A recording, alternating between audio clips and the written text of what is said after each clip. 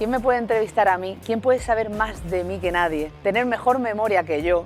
Que sé más que tú misma. Pero ahora sentarme aquí estoy nerviosa.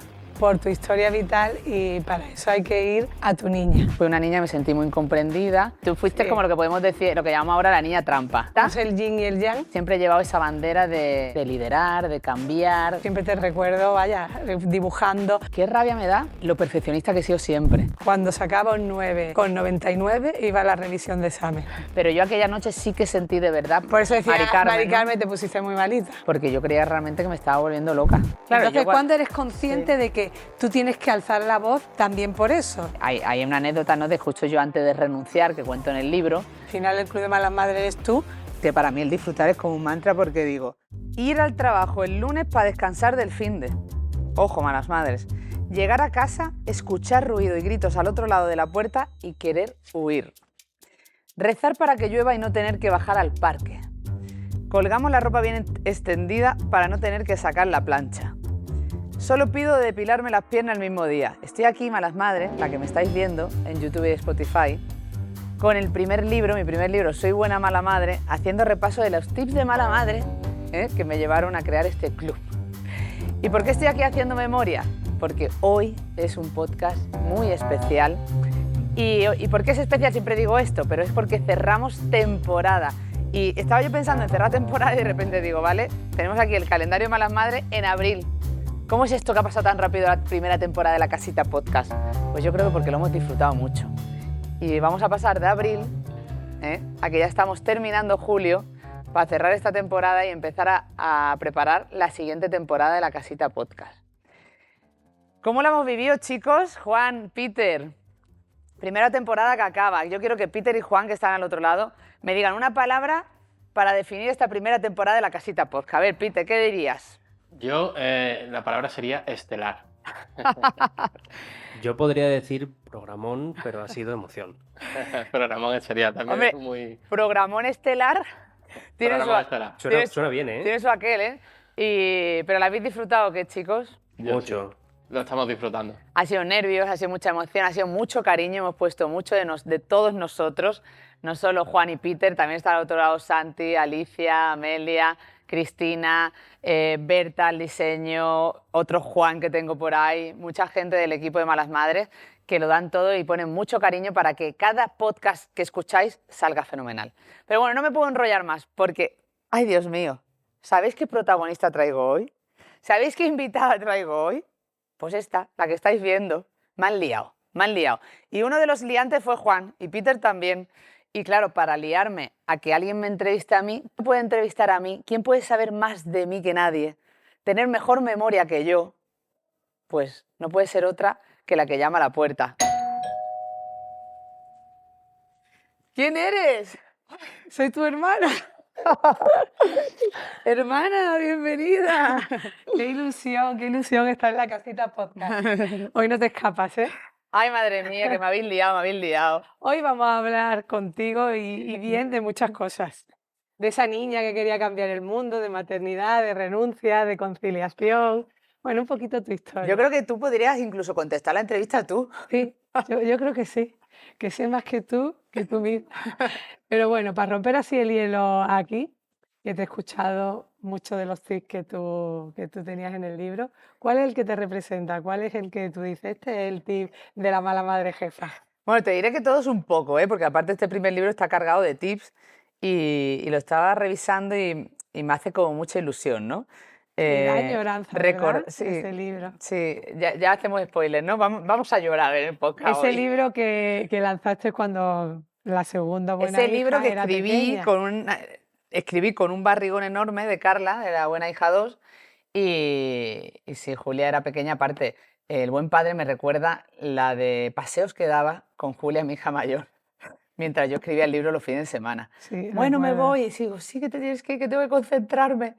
Pero yo creo que un tip, estaba pensando y digo, un tip que me representa de verdad y que hago mucho y que me da la risa a veces, es llegar a casa y en vez de llegar a casa, quedarme en el coche en silencio.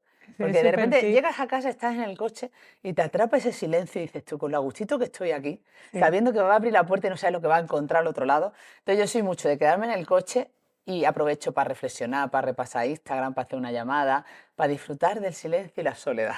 Y qué bien que lo confesaras, porque así todas las malas madres podemos confesar con libertad que también nos quedamos en el coche. Esos ratitos en el coche, también esos caminitos a tirar la basura, que también son ya emblemáticos y las malas madres me lo recuerdan cuando me paran por la calle. El encerrarte en el baño, Encerrarme en el baño, en el confesionario. clásico. Un clásico con el pestillo mediante.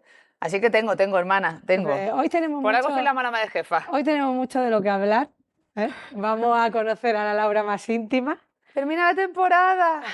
a la que está detrás del personaje de la mala madre jefa, ¿eh? Ay, hay que decir una cosa, ¿no? Sí, que se suscriban al canal de YouTube, por que es favor. muy importante, que Exacto. necesitamos que estéis al otro lado, que nos veáis, que nos dejéis vuestros comentarios, qué os parece esta entrevista. Exacto. Necesitamos vuestro apoyo y a veces el apoyo es simplemente daros a suscribiros para que lleguemos más lejos y para que podamos este equipazo que hay detrás seguir apostando por esta casita podcast que tanta ilusión nos hace. Bueno, y un regalito también. Ah, venga, un regalito, para que copiáis podáis- looks. Para que podáis coger la camiseta que os guste de nuestra tienda Soy Mala Madre con el cupón. Soy del podcast. Pues nada, A todas las que sois del podcast y aparte de acumular, se puede acumular a las rebajas. Regalazo. Eso es interesante, eso nos gusta. Bueno, entonces, nada, ¿no estás preparada? No sé yo, ¿qué me vas a preguntar? No me sé las preguntas, no las he leído. No, no sabe nada, es todo un misterio. Así que nada, dentro cabecera, ¿no? Bienvenida al podcast del Club de Malas Madres, capitaneado por Laura Baena, la mala madre jefa, una mala madre más con mucho sueño, poco tiempo libre y ganas de cambiar el mundo. Os quiero, gracias, malas madres.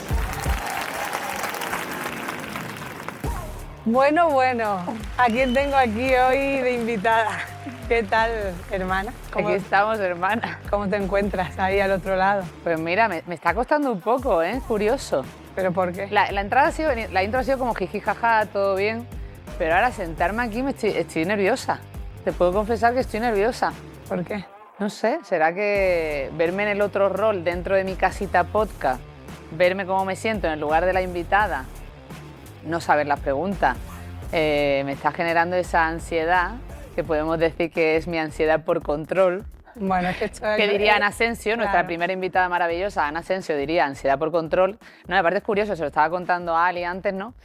Que cuando hicimos el reto de las malas madres, después del podcast de Ana Asensio, nos mandó como unos cuestionarios que yo vi previamente antes de las malas madres y salió claramente que, bueno, puede haber otras ansiedades, otro tipo de ansiedades, pero mi ansiedad era por control.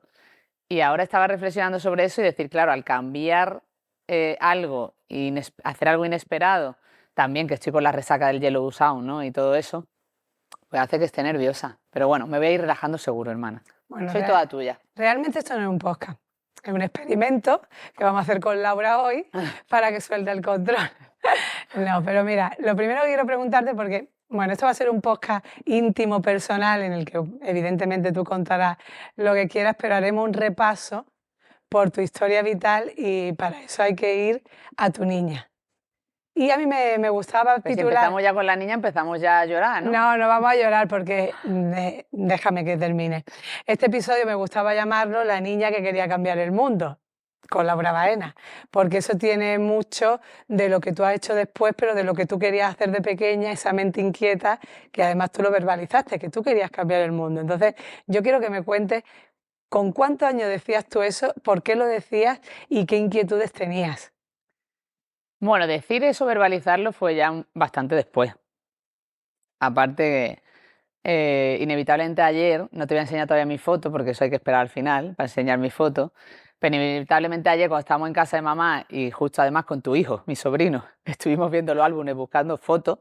Por un lado me di cuenta de que qué graciosa la infancia antes, no teníamos tantas fotos de tantos momentos, estamos tan acostumbrados a tener fotos de cada momento. Pero las teníamos. Teníamos muchas fotos, pero no lo que hay ahora, que es demasiado. Sí, pero que realmente ahora tenemos demasiado, pero no tenemos ninguna, porque la tenemos toda metida en el carrete del móvil. Pero era curioso viendo, ¿no? Me gustaba que con esas fotos que había, que eran muchas, pero eran pocas, hacía como un recorrido de la infancia, ¿no? Y en el fondo, claro, cuando yo era niña, yo no tenía ese sentimiento de querer cambiar el mundo. Yo lo que sentía que me sentía como fue muy incomprendida, ¿no? Yo fui una niña, me sentí muy incomprendida, como que todo lo que hacía era como un poco revolución desde dentro. Yo siempre me sentía como en revolución. y rompiendo como muchos patrones, entre ellos la hermana que tú fuiste. Claro, tú... ¿Qué hermana fui? No sé qué hermana fui. No, porque mamá, es decir, tú fuiste Sí. como lo que podemos decir, lo que llamamos ahora la niña trampa. La niña buena, que hace caso a todo, que se queda sentadita, que mamá siempre recuerda. Es que yo le decía, siéntate aquí, y ella se sentaba y esperaba hasta que yo le dijera, venga, Amelia, nos vamos. Y entonces llego yo, que soy totalmente lo contrario, que no Sí, paro porque quieta, somos el yin y el yang. que no paro en todo. quieta, y entonces, claro, primero para mamá eso fue como un shock, tuvo que ser como madre. Y para mí eso me hacía también que, claro, como yo no era como tú, pues yo era todo lo contrario, pues hacía como que Pero yo peor. sintiera, yo hacía que, parecía que yo siempre estaba como en eterno conflicto. Bueno, no peor, diferente, porque yo creo que tú también llevas muy mal el que siempre estás como con esa comparación de que yo hacía lo que se esperaba y tú no, bueno, éramos diferentes.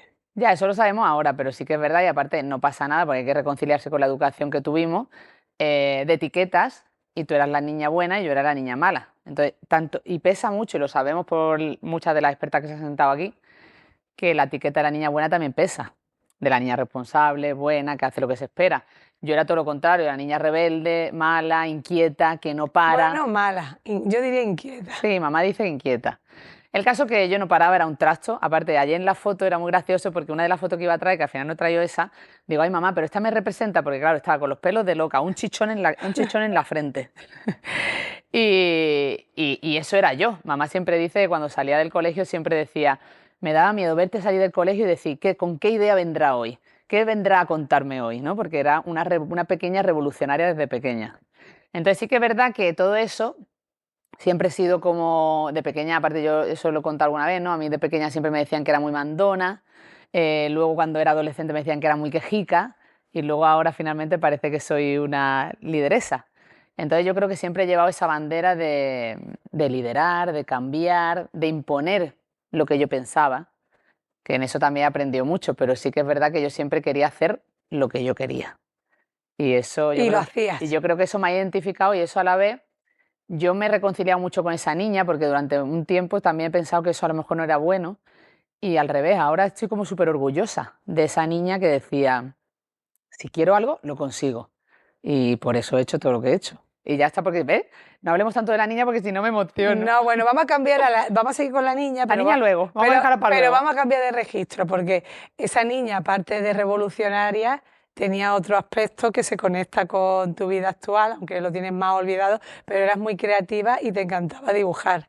¿Qué recuerdas tú del dibujo? Porque yo siempre la recuerdo, vaya, dibujando, haciendo retratos desde muy pequeña, 6 años, lo reproducía todo a perfección. ¿El dibujo de qué te servía? ¿Te tenía que relajar, no? Sí, yo creo que sí. Bueno, por un lado siempre me acuerdo del cuento de Miriam Tirado, que le tengo mucho cariño, que se llama La fuente escondida. Yo creo que mi fuente escondida es el dibujar. Y a la vez yo creo que esa creatividad, para mí, más que dibujar, es la creatividad. Yo creo que he sido creativa siempre desde pequeña y siempre he intentado darle una vuelta a lo que hacía. Y sigo considerando que aunque no sea dibujar como tal con un lápiz y un papel, sigo creando todos los días de mi vida, ¿no? Y es más, cuando me alejo de la creatividad y del crear es como que se apaga, ¿no? Como que se apaga mi luz y entonces me di cuenta que tengo que volver a crear cosas nuevas. Pero sí, yo recuerdo que me ayudaba como a calmarme, ¿no? Como a estar quieta, sentada, parada. Yo creo que era de las cosas que realmente Laura podía parar su mente y quedarse quieta a dibujar. Y recuerdo al primo decir, hazme un dibujo de un animal, o no sé quién tal, o luego ya más de mayor retratar a papá o a los abuelos y tal. Pero ahí, ahora viéndolo con perspectiva, digo, qué rabia me da lo perfeccionista que he sido siempre. Porque ya de pequeña era tan perfeccionista que lo veo, por ejemplo, en dos cosas súper clave, ¿no? Yo jugaba al tenis, aparte jugaba antes que tú, creo, más pequeña, con 4 años tenía una raqueta que era más grande que yo, y dejé de jugar al tenis porque creía que no era suficientemente buena, y me cabreaba porque llevaba muy mal el perder. Entonces, como no recuerdo esas luchas en la pista de tenis cuando te ganaba. Como no ganaba, aparte recuerdo un campeonato que era muy pequeña, allí en Locea, en el Rincón, tendría 5 años más, no tenía, o 6. Y vino papá a verme y perdía y yo llevaba muy mal el perder. Entonces, a veces, el no ser capaz de llevar bien el perder me ha hecho dejar de hacer cosas. Y en ese momento, pues fue el tenis, pero luego fue también el dibujar y el pintar. Porque también en el dibujar y pintar hay como una parte complicada de qué es ser artista, ¿no? Y de qué es una buena artista. Y yo nunca me he considerado lo suficientemente buena con lo bien que dibujaba. Dibujaba muy bien, de Bien. hecho, lo has dejado y quería preguntarte por qué no lo retomas, porque creo que es como una de esas cosas que es una espinita Sí. que probablemente te Una enriquecería. espinita para mí y para tu padre, Bueno, que me regaló un año un caballete con la ilusión, y lo sigue diciendo, de que antes de morir se colgara un cuadro mío. pero bueno, ha hecho pinitos porque alguna ilustración has dejado ver Sí. en la cuenta de Instagram de Malas Madres. Es más, cuando hago las... Ilustraciones, viñetas que han funcionado muy bien, que a la gente le encanta. Sí. Lo que pasa es que sí que me doy cuenta que para dibujar y para conectar con esa fuente escondida necesito calma, ¿sabes? Y entonces cuando dibujo, normalmente en vacaciones, en verano, cuando tengo esa capacidad de parar y de conectar con lo más profundo, y la pena es que no lo hago demasiado. Entonces, es algo que quiero hacer, es más, lo retomé porque volví a clases de pintura. Cuando volví a Málaga estuve en clases de pintura, volví después de la pandemia Lo recuerdo. con Ana Roldán y disfrutaba tanto, porque además empecé a dibujar con acuarela, volví a recordar las técnicas que yo aprendí en mis primeros años de Madrid, de artes visuales. Y sí, es algo que tengo ahí, tengo que hacerlo, pero ahora tengo el punto este de que ya me veo mayor para retomar esto, ¿te puedes creer? Pues Es yo lo como, veo al me veo mayor para contrario. pintar. Bueno, yo lo veo al contrario, porque a partir de los 40 yo voy detectando que hay como una segunda vida o como un reinicio, que lo dicen muchas de las psicólogas que tú has tenido en el podcast, lo dijo Rocío Ramos Paul, que a partir de los 40 hay como una necesidad de volver a conectar con cosas que te gustaban, que apartaste, o reiniciar otras nuevas, porque bueno, los niños y los hijos y las hijas van creciendo. Bueno, Yo te animo. Yo ese reinicio lo empecé en la pandemia, ¿eh? O sea, la pandemia, que fue esa crisis potente, fue un reinicio de muchas cosas. Lo que pasa es que vives como un espejismo de intentar reiniciar ciertas cosas y luego la rueda empieza a girar tan rápido que vuelve a alejarte de esas cosas. Entonces, bueno, hay que buscar ahí el equilibrio para hacerlo. Lo intentaré, hermana. Sí, tienes que hacerlo.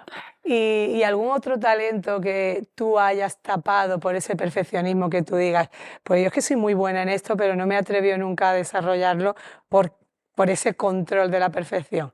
¿Alguno que tú recuerdes que desde pequeña dices, tú es que yo tengo talento para esto, pero no le di rienda suelta?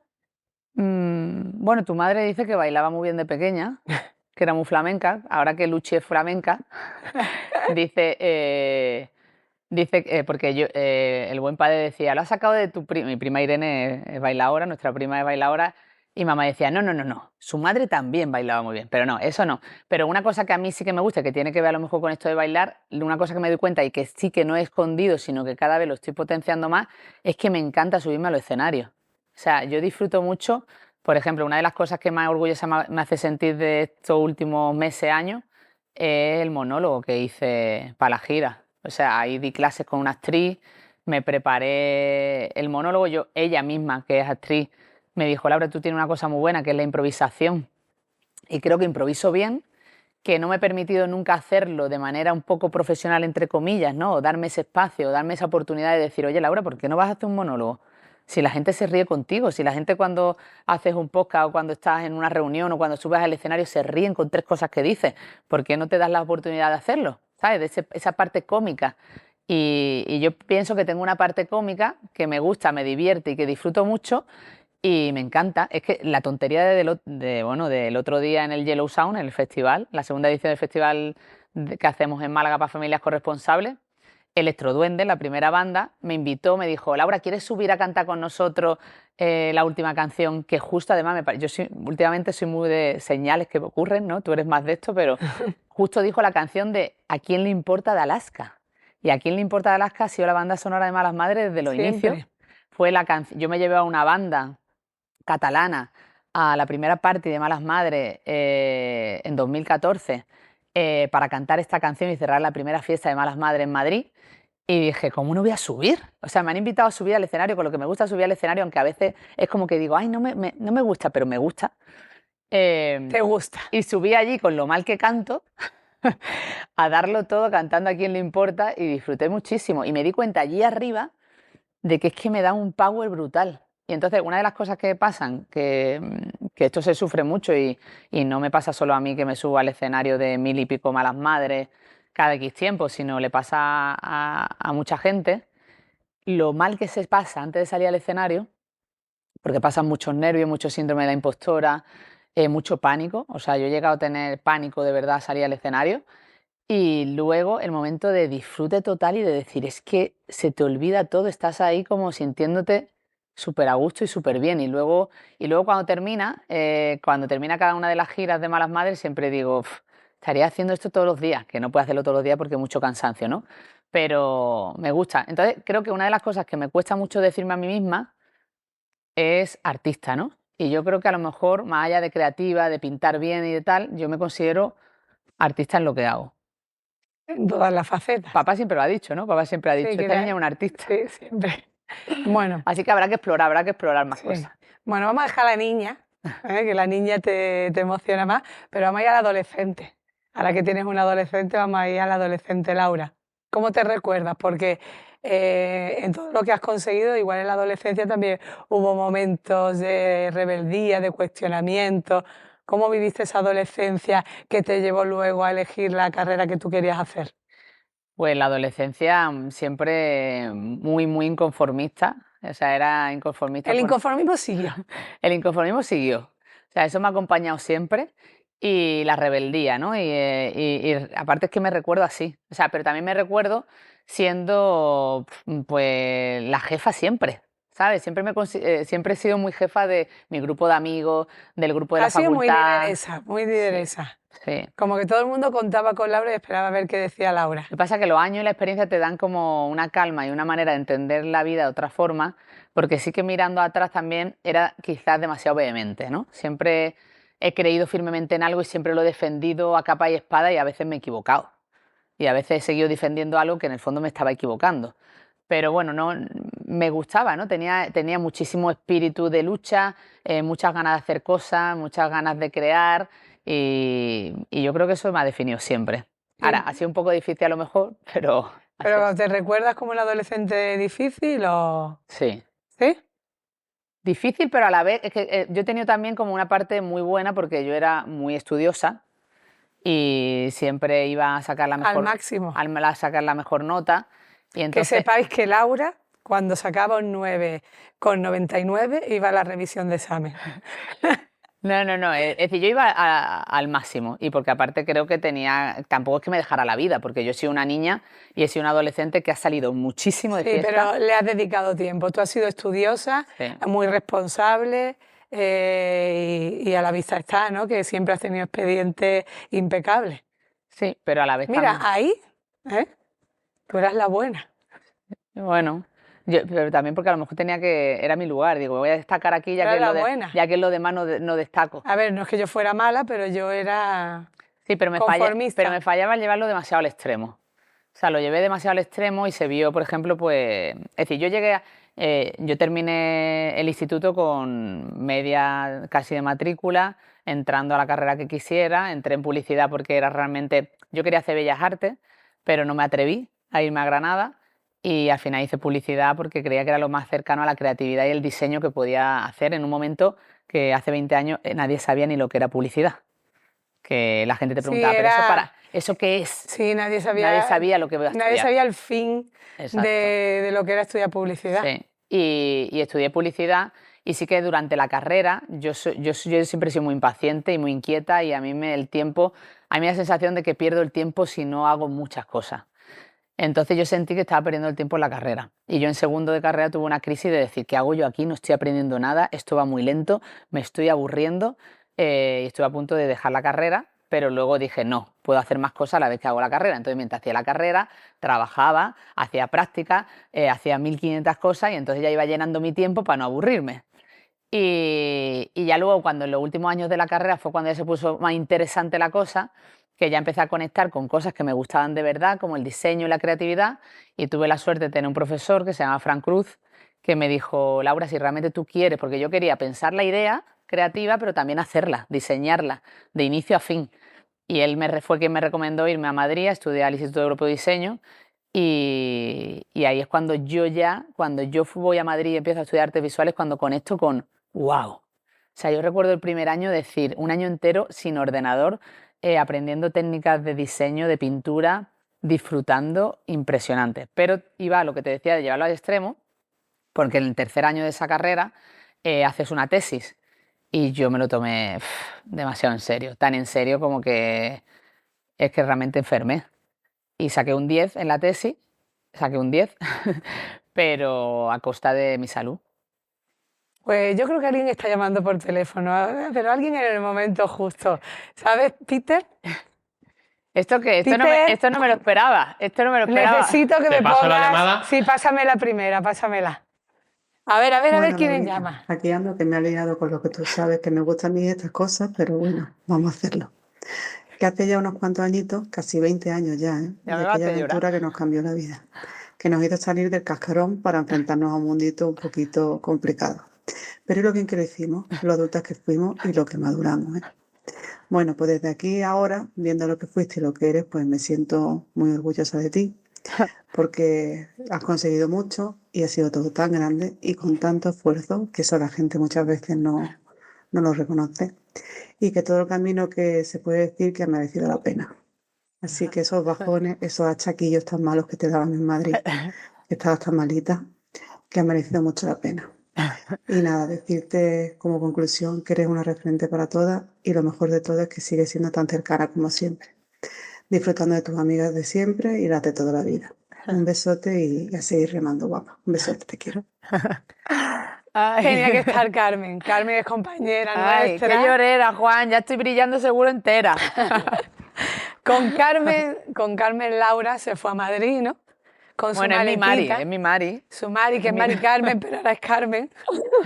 Pero Mari Carmen fue su compañera con esa maletita de sueños, ¿no? Te fuiste a Madrid. Y bueno, ¿cómo recuerdas aquella época? La verdad Porque que... fue bonita, pero te costó el inicio, ¿no? Alejarte de Málaga, ¿no? No, alejarme no. ¿No? Y es más, yo creo que... Estaba deseando. No, pero yo creo que vino bien que como somos cada una, porque somos tan distintas. Ella es la calma, ella es muy, ¿sabes? Como mucho más con los pies en la tierra. Yo soy como más loca, más inquieta. Y creo que ese equilibrio también nos vino muy bien tanto a ella como a mí, ¿no? Tampoco éramos tan sumamente amigas. Es decir, luego ya nos hicimos hermanas casi, ¿no? Porque lo que hemos vivido Mari Carmen y yo en 3 años te une para siempre. Pero yo tenía muchas ganas de irme, aparte yo creo que mi entusiasmo le arrastró a ella también, porque a ella le cuesta más decidir estas cosas y fue valiente Le también. ayudó. Ella fue valiente también en irse porque al final teníamos 21 años y teníamos 21 años en la época que yo lo digo mucho porque yo veo a la gente joven y digo, joder, con 21 años lo que han vivido. Es que con 21 años han hecho 1500 cosas que por eso yo ahora que tengo 43 o cuando he tenido 30, me he sentido también con gente joven de ahora porque han vivido muchas cosas antes que nosotras, ¿no? Entonces nosotros de repente con 21 años nos vamos por primera vez a vivir fuera de casa, a Madrid, que era una ciudad enorme, que yo recuerdo a Mari Carmen y a mí yendo por las calles pensando, qué grande es Madrid, ¿sabes? Nosotros mirábamos como en plan, parecíamos Paco Martínez Soria, qué grande es Madrid. Nos perdíamos todo el rato y fue bastante impactante, ¿no? Primero porque además teníamos primero contratado quedarnos en una casa que nos resultó ser muy cómoda y estando allí tuvimos que buscarnos la vida, a buscar un piso y fueron momentos duros de sentirnos muy solas, ¿sabes? De sentirnos muy solas, muy perdidas, sin la herramienta de realmente 2 niñas, porque éramos 2 niñas, sin herramientas para buscarnos la vida. Pero al final nos buscamos la vida y tiene mucho mérito el haber tirado para adelante las dos, haciendo piña todo el rato juntas y viviendo situaciones divertidas y a la vez también muy intensas, ¿no? Porque nosotras íbamos allí ya con una edad también, mucha gente de la que estudiaba con nosotros era la primera carrera, nosotros era la segunda carrera, sabíamos el esfuerzo que estaban haciendo nuestros padres, entonces nos lo tomamos muy en serio para poder que nuestros padres estuvieran orgullosos del esfuerzo económico que estaban haciendo y que nosotros estuviéramos allí. Entonces, claro, nosotros estábamos en un ambiente que no era el nuestro, era un ambiente de gente de otro nivel social mucho más alto y entonces nosotros nos sentíamos como que teníamos que sacar el máximo. Dimos el máximo, a lo mejor dimos demasiado, pero bueno, también tuvimos un momento de mucho disfrute, de que vinieran muchas amigas de Málaga a pasar fines de semana allí y lo recuerdo con mucho cariño porque para mí Mari Carmen es muy especial y la quiero muchísimo y bueno, y para mí el que ella ahora pueda trabajar con nosotras y sea compañera y sea parte del equipo, pues son esas cosas que a mí me hacen feliz. Tener gente que de verdad la quiero y que es profesional, curranta y más que una amiga. Más que una amiga es una hermana dos. Mari Carmen también llorará cuando te escuche.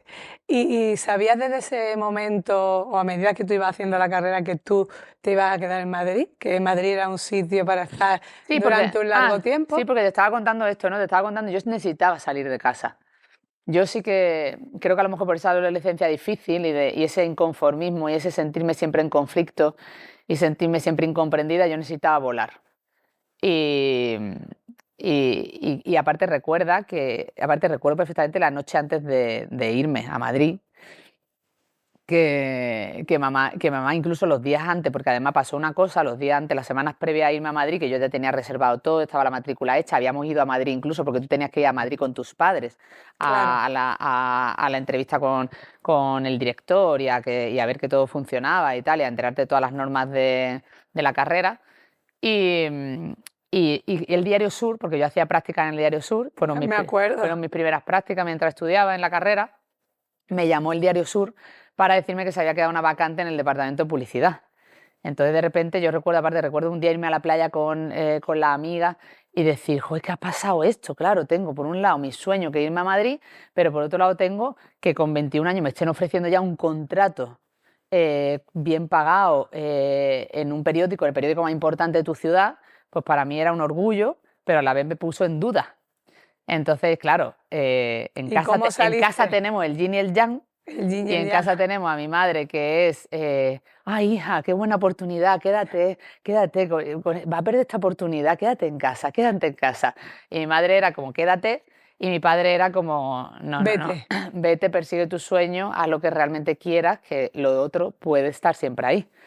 Entonces yo recuerdo la noche antes que mamá se acercaba, me abrazaba, y que te va ahí y tal, no sé qué, con la pena, sin que mamá haya sido mucho de tampoco transmitirnos su pena para que no nos limite nuestras decisiones, pero yo recuerdo a mamá y yo decirle, y yo sentir ahí que yo creo, tenías que ir. Es decir, yo ya lo llevaba sintiendo años, esa necesidad de irme a hacer cosas que dejaran huella, conectando con lo primero que me decía, pero yo aquella noche sí que sentí de verdad, porque aparte recuerdo decírselo a mamá, decir, mamá, yo me tengo que ir porque yo tengo que hacer algo que cambie el mundo. Yo tengo sensación de que irme es para conseguir aquello que yo quiero hacer, que es realmente dejar una huella. Y recuerdo que esa noche seguramente no dormí nada, todo el rato pensando en, es que yo tengo que irme porque yo tengo que hacer algo. Y siempre he tenido como muy presente, que ya ves tú, con el miedo que me da a mí la muerte, yo siempre he tenido muy presente esto, no sé por qué, habría que analizarlo, ¿no? Psicoanalizarlo. Pero yo siempre he tenido muy presente de que el día que me muera yo quiero que la gente me recuerde por haber hecho algo bueno, ¿sabes? Bueno, ya lo estás haciendo. Pero que me emociona porque puede parecer como ególatra, pero no es ego. No es por ego, es por como sensación de decir que mi paso en este mundo y en la vida sea por algo bueno, positivo. Te recordaremos, ya te recordaremos. Así que desde aquí al Ayuntamiento de Málaga, al alcalde, por favor, cuando me muera, una calle... Una calle con el nombre de Laura Baena. O de las malas madres. O de las malas madres. Bueno, entonces, de ahí... Mira que yo decía que no iba a llorar, Juan Peter, ¿eh? Bueno, no te preocupes, sabíamos que iba a llorar. Si no, la calle te la construimos nosotros, ¿eh? Exacto. Bueno, puede que llore un poco más, pero eso ya se verá. Madre mía. Entonces, ¿estabas en Madrid? ¿Cómo van los brillos, Juan? Bien, ¿Sí? está estupendo. Estabas en Madrid y ¿cuántos años has estado tú allí en Madrid? Porque mucha gente cree que todavía estás en Madrid. Sí, la gente no me ubica aquí, es muy fuerte. Sí, la gente cree que estoy en Madrid. La gente sigue diciendo, pero tu hermana no está en Madrid. 18 años.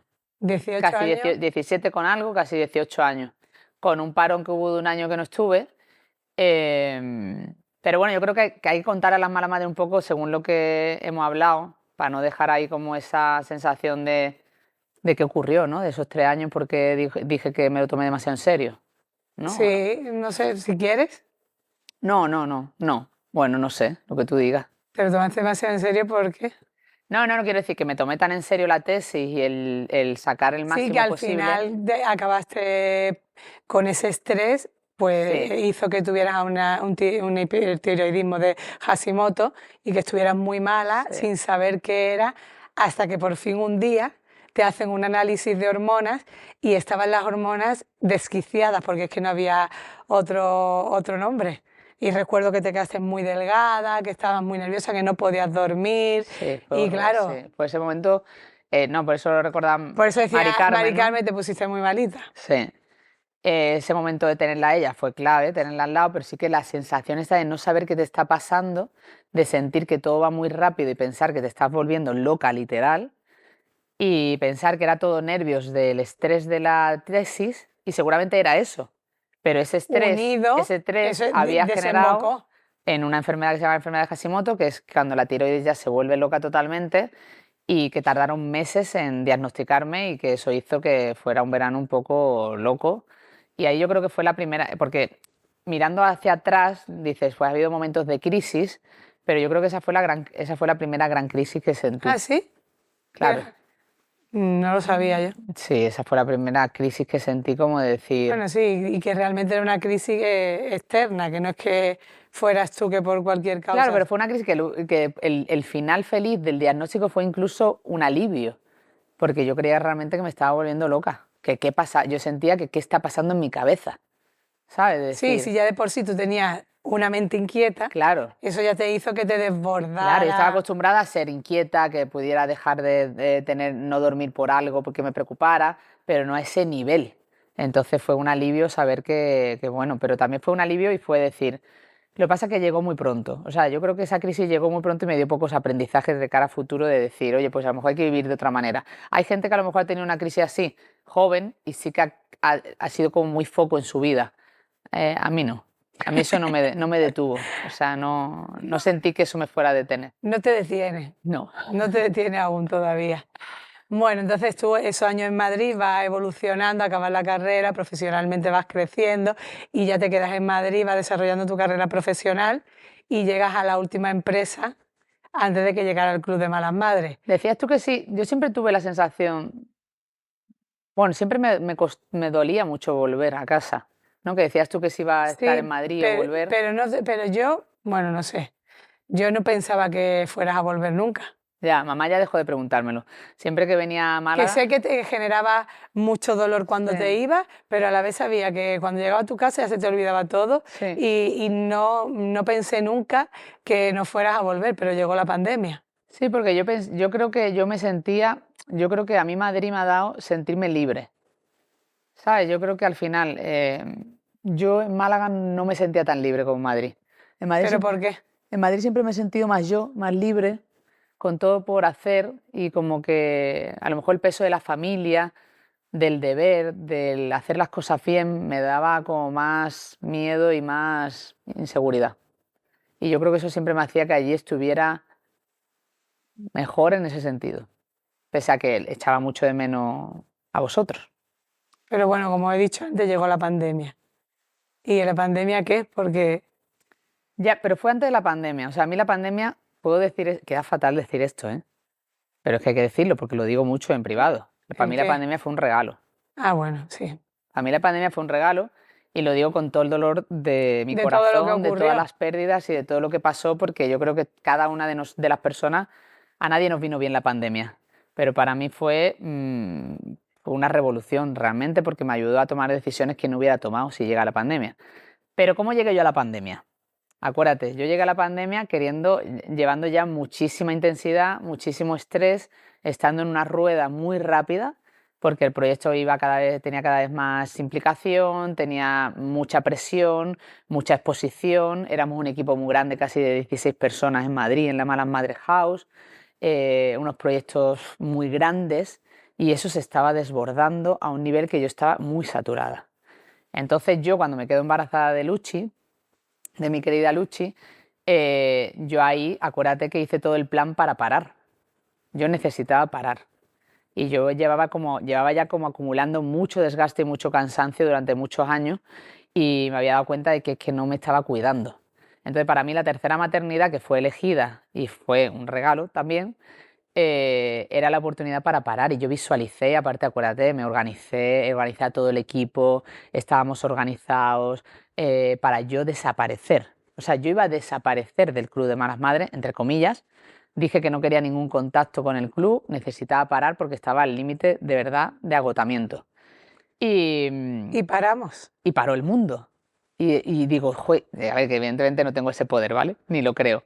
Pero que cuando, y esto conecta con mucha gente, pues mucha gente lo vivió así. Pero yo dentro necesitaba parar de verdad. Y yo creo que si no llegaba a venir la pandemia, seguramente a lo mejor hubiera petado de alguna manera porque no era sostenible mi vida como era en ese momento.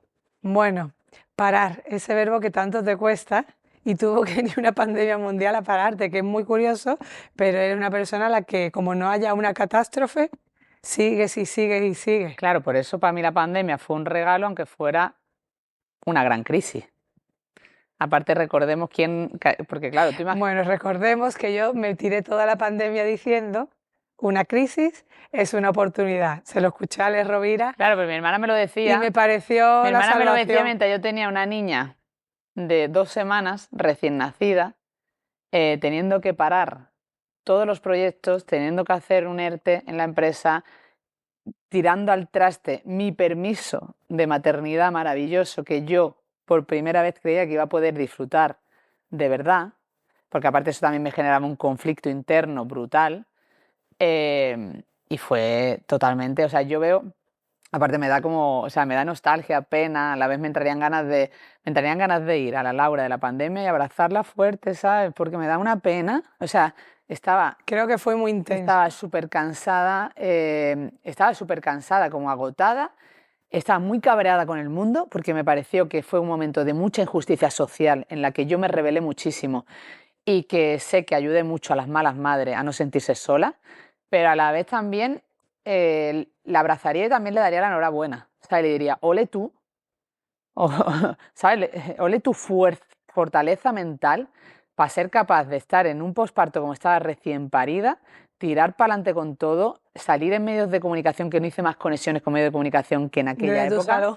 en un piso de 90 metros cuadrados con 2 habitaciones en las que cerrábamos el salón y el buen padre se ponía en la otra punta con Luchi, recién nacida, que sabemos cómo llora un recién nacido, para que yo pudiera conectarme y luchar por los derechos de las mujeres y de las madres y de la conciliación. O sea, fue realmente intensísimo, pero a la vez también fue un regalo a muchos niveles, porque fue un regalo también de darte cuenta de lo que te quiere la gente, de lo que te quieren las malas madres, del motor que son y de incluso lo que nos querían las marcas amigas, porque las marcas amigas en ese momento, en un proyecto de emprendimiento social como el nuestro, donde teníamos cerrado proyectos que eran eventos presenciales, y dijeron, no te preocupes Laura, seguimos con vosotras y hacemos lo que podamos de manera online. Entonces, bueno, es que estuvo tan lleno de aprendizajes, pero evidentemente uno de los aprendizajes fue este que tú has dicho. O sea, Laura, no puedes tener que esperar a que llegue una pandemia para ser capaz de darte cuenta que tienes que parar y que la vida te la tienes que tomar de otra manera.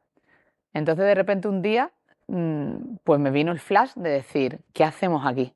O sea, igual que te había dicho que siempre me veía en Madrid y nunca me veía en Málaga, por primera vez dije, me veo en Málaga viviendo y yo no quiero estar aquí. Y es más, fue a partir de un directo que hicimos con la malagueña María Fornet, que por cierto tenemos que invitarla a que venga al podcast. La tenemos que traer. Que me dijo, Laura, vamos a escribir una carta, lo hice en directo, vamos a escribir una carta de tu yo del futuro en 5 años que te dice cosas a ti que están pasando. Y lo vi tan claro, o sea, vi clarísimamente que yo estaba en Málaga.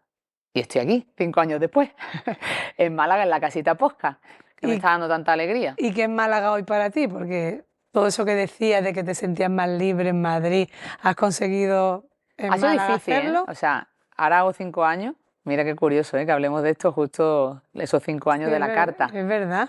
Qué bonito.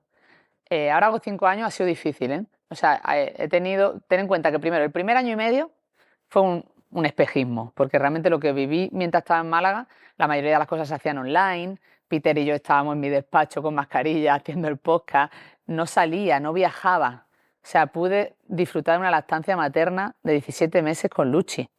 Entonces, realmente lo que yo estaba viviendo era un espejismo fácil y sin dolor de una realidad que no era la realidad que iba a ser.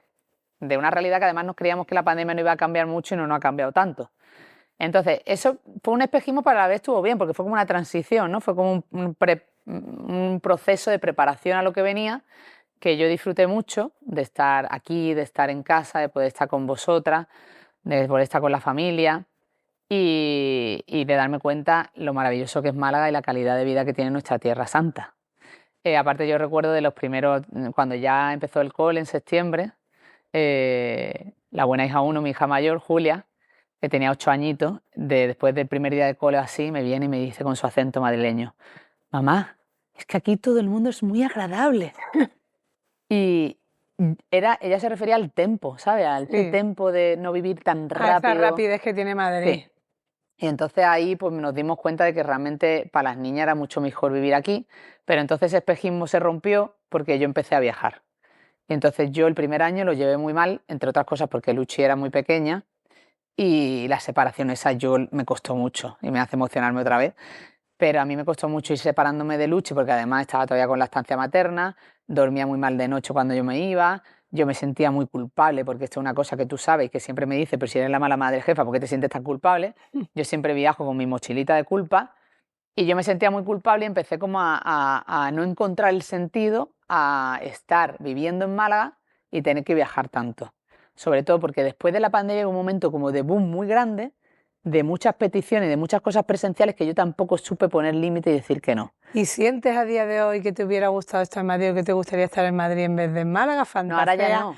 con la idea de No, yo ahora ya. tendría que irme? No, ahora ya no, pero cuando yo estaba viajando tanto y, por ejemplo, muchas de las cosas pasaban en Madrid, yo decía, con lo fácil que es hacer estas cosas estando en Madrid y yo ahora terminaría y me iría a mi casa, el desgaste y el esfuerzo físico que he hecho yo para poder mantener la vida en Málaga ha sido grande, ¿sabes? Y también lo vives en soledad, porque si no estás en la piel tampoco lo entiendes ni lo comprendes, ¿sabes? Pero es muy heavy.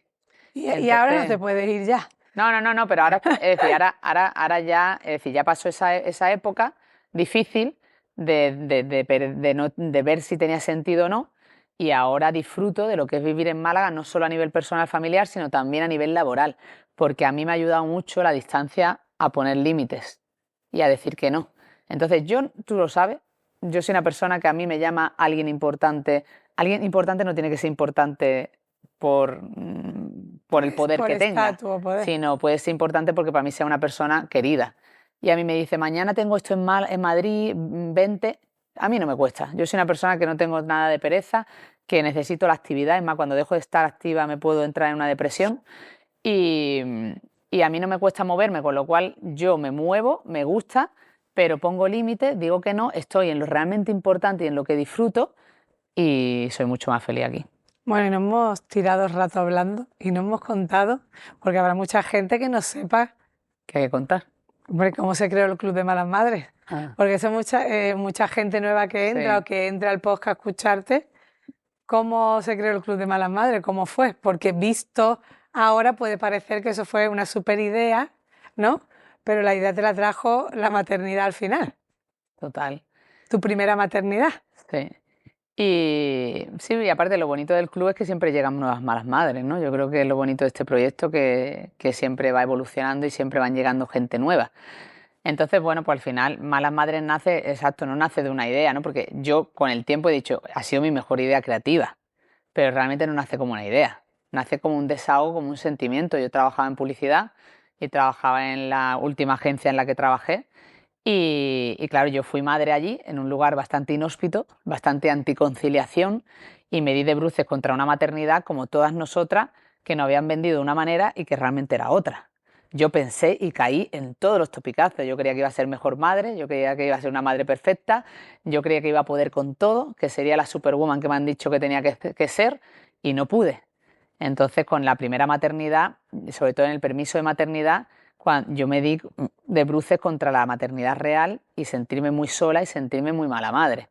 Porque además fui conectando con sentimientos, ya cuando sales de los primeros meses y tal, con el sentimiento de que algo muy importante en mi vida había ocurrido, pero yo quería seguir siendo yo. Y yo creía antes de ser madre, además esto es una cosa que yo hablaba, yo decidí ser madre porque además en un momento en el que yo estaba muy desencantada con la profesión y con la publicidad y en una empresa en la que se me hacía sufrir, yo sufría y no estaba a gusto.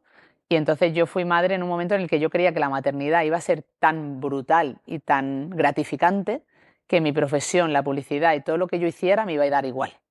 Y eso fue una cosa que me di cuenta de que no, de que yo quería ser madre, pero también quería seguir siendo creativa, seguir siendo profesional, seguir siendo Laura y seguir siendo aquella que soñaba y tenía metas. Entonces, ahí lo que hice, pues sobre todo cuando vuelvo a la agencia y me doy cuenta de que nada va a cambiar y de que todo es igual y que a las 16 semanas, que es poquísimo tiempo y que es insuficiente para recuperación de cualquier mujer madre, pues me doy cuenta de que me siento muy mala madre. Y entonces pues la noche, como desahogo y como con nocturnidad y alevosía, me empezaba a desahogar como mala madre. Empecé a desahogar como mala madre en Twitter. Ya venía de antes del blog de La Niña Sin Nombre, que muchas recordarán, de hacer un diario de mala madre y de que yo fui viendo que conectaba ese sentimiento y que las madres se sentían identificadas. Y una noche pues dije, voy a crear el Twitter de malas madres. Y de repente de un tuit a un movimiento social y a todo lo que se ha construido que no iba a decir, ¿no? ¿Y qué te ha dado cada maternidad? Porque la primera maternidad te dio este club de malas madres, que ya lleva 10 años y que tú sin saberlo también estabas iniciando la lucha por la conciliación, porque no nace solo del desahogo, te sentías mala madre porque no había conciliación en tu empresa, porque probablemente si hubiera habido conciliación, tan mala madre no te hubieras sentido y no hubieras abierto esa cuenta de Twitter. O a lo mejor la hubiera abierto y hubiera seguido con mi carrera, con mi profesión. Hubiera no sido una cosa más complementaria. No hubiera tenido que renunciar. Entonces la primera maternidad, pues claro, la primera maternidad me dio la revolución, la transformación, no solo como mujer, como profesional, como todo. Fue un tsunami tremendo porque no me lo esperaba, porque además tú sabes que no teníamos muchas madres alrededor, que yo fui madre, me quedé embarazada con 29 y era de las primeras y nadie me había contado la realidad. Y la teníamos muy mitificada nosotras, aparte nosotros estábamos súper ilusionadas. Bueno, Acuérdate cuando tú venías a Madrid. Y te voy a confesar, yo cuando tú abriste el Twitter, que yo todavía no era madre. Total, tú lo veías fatal. Yo no fatal, que no sentía conexión, digo, ¿pero por qué dice eso? Y entonces poco después que me quedé embarazada y te empecé a ayudar con algunos textos que tú me decías, repásalo, escribe de esto. Y entonces yo dije, pues va a ser que tenía razón, porque además caí con todo el equipo. Yo decía, me acuerdo perfectamente. Yo decía, ¿qué está diciendo esta mujer? Y luego lo sufrí al 1000 por 1000, que recuerda que hasta me quedé afónica cuando tuve al primero, cuando tuve a Francisco, me quedé afónica. Que me decía la enfermera, Amelia, tienes que ir al logopeda o que te mire el otorrino, porque esa voz así, y esa voz era del choque, del cambio de vida tan brutal, que tú ya lo ibas diciendo. Entonces hay que experimentarlo y por eso muchas veces genera todavía a día de hoy un poco de yo no soy mala madre, me quiero rebelar contra lo que dice el Club de Malas Madres, pero que tú después lo vas comprobando. Lo vas comprobando y además porque te das cuenta de que quiero decir que lo más importante del Club de Malas Madres es no juzgar a otras madres y que cada maternidad es distinta y que todas somos distintas madres dentro de la misma madre. Y yo creo que todas somos malas madres en alguna cosa y no tiene que ser en todo, porque nos podemos identificar con una cosa y con otra no. Y con otra no. Pero entonces ahí, claro, ahí empezó el desahogo, pero realmente lo que es el proyecto como tal no llega hasta 2 años después, cuando yo realmente doy el paso a renunciar a mi carrera profesional con todo eso lo que supuso para mí, y porque realmente yo había sido madre para estar presente y yo no había sido madre para vivir como vivía, porque vivía como una madre ausente. Y entonces eso a mí me generó muchísimo estrés y ahí sufrí también una crisis bastante profunda que acabó en una renuncia elegida, porque fui yo quien me fui. Y a partir de ahí, pues claro, yo que cuando me fui dije, porque ahí Malas Madres seguía siendo un tuit de desahogo, no era un proyecto, no había un objetivo. Y porque en las primeras entrevistas yo recuerdo que la gente escribía que yo había dejado mi trabajo para dedicarme a Malas Madres, y Malas Madres no era nada. Además, yo soñaba cuando dejé la publicidad con un año sabático. Que nunca tuviste. Que nunca llegó porque yo, como no puedo estar quieta ni parada, pues empecé a dedicarle mucho tiempo al Club de Malas Madres y eso empezó a explotar y a salir proyectos, ideas, escribir el libro y tantísimas cosas que fueron pasando, ¿no? Pero entonces yo creo que se consolida de verdad y yo empiezo a trabajar en el proyecto cuando ya llega la segunda maternidad, que es cuando decíamos que escribí el libro estando muy embarazada. Y ya la tercera, que fue cuando llegó la pandemia y ya te viniste a Málaga, pero... Entonces he dicho, ya no voy a tener más porque cada vez que tengo un hijo o una hija, pasa algo. Bueno, ¿y qué te ha dado la maternidad? Pero más en clave emocional, ¿qué te ha dado cada una de las maternidades? Porque llegan siempre en momentos diferentes y nosotras somos diferentes. Entonces, ¿qué dirías si a modo de titular, cada maternidad, la primera maternidad me ha dado, la segunda, la tercera? Yo he sido distintas madres total, claro. Es más, te reconcilias con la madre primeriza que fui, con Julia, ¿no? Porque me da mucha pena que mi niña mayor haya vivido a una madre demasiado primeriza en todo, pero a la vez también muy bonito porque ella era el centro de mi vida, con lo cual ha vivido lo bueno y lo malo de ser la primera. Pero, es decir, no me quedaría con, a lo mejor, quiero decir, cada una ha sido una revolución, hemos hablado de las crisis que ha supuesto cada momento y de cómo cada una ha sido un boom en mi vida, son totalmente distintas, tú las conoces a tu sobrina. Pero yo me quedaría en general con lo que me ha dado la maternidad, porque a mí la maternidad, yo siempre lo digo, y a mí la maternidad me ha hecho mejor persona. Y me ha hecho mejor persona no porque crea que tienes que ser madre y si no eres madre no eres buena persona, ¿no? Que no se confunda el mensaje, sino me ha hecho mejor persona porque realmente a mí me ha hecho ponerme en otro lugar.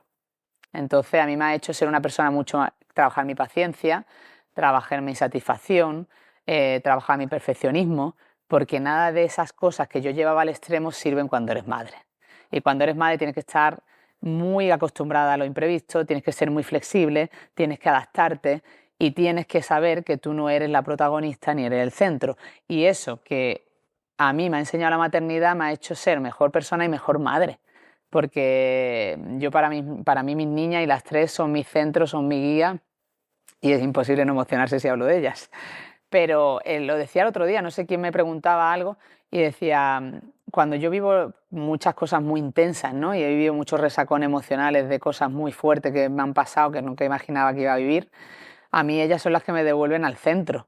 Y a lo mejor esto que decía Mari Carmen, ¿no? Y que yo creo firmemente que soy así, el no haberme despegado de quién soy, no haber perdido mi esencia, ni la cercanía que decía Mari Carmen en el audio, es realmente porque la maternidad es lo que me da el centro y me pone otra vez en el lugar donde tengo que estar y donde no importa nada de lo que haces, sino lo que importa es lo que eres. Y a lo mejor vienes de Madrid de haber estado en un evento muy importante y está tu hija peleándose o hay una rabieta o te da un abrazo y te dice te quiero mucho mamá y ya todo cobra sentido. Sí, te pone los pies en la tierra la maternidad, eso está claro. Bueno, yo creo que está sonando el teléfono otra vez, ¿no, ¿Otra Peter? vez? Ya Tenemos otra llamada. que yo ya Tenemos estoy otra sudando, llamada. estoy sudando. Bueno, ahora van a aparecer 3 personas muy especiales a confirmar que eres muy buena madre. Peter, ponlo. A ti, que me des abracitos y besitos. ¡Mua! Te quiero. Luchi. Mamá para mí es muy luchadora y cariñosa, divertida, lista, amable y muchas cosas más. Te quiero, muchos besitos. ¡Mua, mua! Gracias. Pues mamá para mí es una persona muy importante en mi vida, puedo confiar mucho en ella y me puedo desahogar con ella. Es muy especial para mí, la quiero mucho y también está consiguiendo un montón de cosas para cambiar en el mundo en cuanto a las mujeres y estoy muy orgullosa de ella. ¿Qué te parecen tus niñas? Qué graciosas son, ¿no? Pero cómo deja claro las edades que tienen, ¿no? Sí, sobre Luchi todo. quiere abracitos y besitos. Ese es el oso amoroso. Carla ya me va poniendo muchos adjetivos, pero bueno, me gusta que diga divertida, que diga cariñosa, luchadora.